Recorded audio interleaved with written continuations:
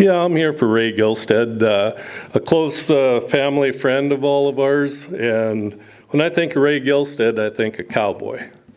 Ray passed away in 2015. He's very deserving of getting into the Cowboy Hall of Fame. Ray was a state champion bareback rider back in 1956. He rodeoed until the 70s. Now here's what kind of impresses me, is that he rodeoed for 20 years, but he stayed in the rodeo arena for another 30 as a judge. I mean, if you rodeoed in the 50s, 60s, 70s, 80s, 90s, you probably know Ray Gilstad. Most of you guys that have had rodeos, he's probably judged your rodeo. He's went from show-deos to NDRA. He's judged the NDRA finals. Just all-around guy. He is also the old-school type judge. You better have a hat on. You better have long sleeve shirt on and have boots on when you're in that arena. If you're offered a re-ride, take it. You want to win. You don't want to place, you want to win every time. That's his philosophy. When he rodeoed, he traveled and competed against Dale Jorgenson, Angus Fox, Malcolm Bruce, and Jim Johnstone, and also many of those early tough generation cowboys. He was one of them. And as I said, he wanted you to try. And he'd also help, he is in everything there was around there. He is on boards, he is involved in the community. Fire department, he's still fighting fires when he's in his 70s. And like I said, Ray passed away in 2015. I wish to God that he could be here to see that he is nominated for the Cowboy Hall of Fame. He's well deserving. Ray was also a storyteller. He loved to tell stories.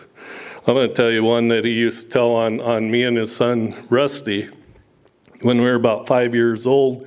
It was in the spring, and we were in the barn, kind of getting in a little trouble. We were throwing frozen cow turds at each other.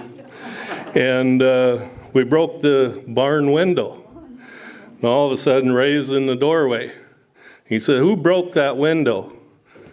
Rusty points, he says, "Tim did." But he said, "Dad, it wasn't his fault. If I wouldn't have ducked, we wouldn't have broke that window." And Ray had to turn around really quick to keep him laughing. And I got a little time for another one of Ray's stories.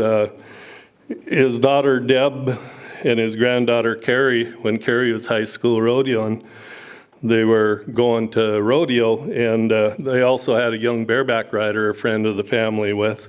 Well, Ray was also judging that high school rodeo, so he rode with them. Well, they get there the night before, so they get a hotel room and 2 beds, and Ray and that little young bareback rider, one, and Deb and their daughter another. And next day they go rodeo, and when the rodeo's over with, someone asked that young bareback rider, Ray was there, he said, "Well, how'd you do?" He said, "Boy, not very good." And he said, "You know what, I slept with the judge last night." But like I say, Ray has been involved in rodeo for over 50 years. He is involved for 50 years. And you can't find a nicer guy than him. He is well deserving to be in the North Dakota Cowboy Hall of Fame. He comes from a little town, probably some of you have never heard of. He lives about a half mile out of there. He ranched his whole life, worked for Amarada out of Keene, North Dakota, the greatest little town in the state of North Dakota. 12 people, I believe. Thank you.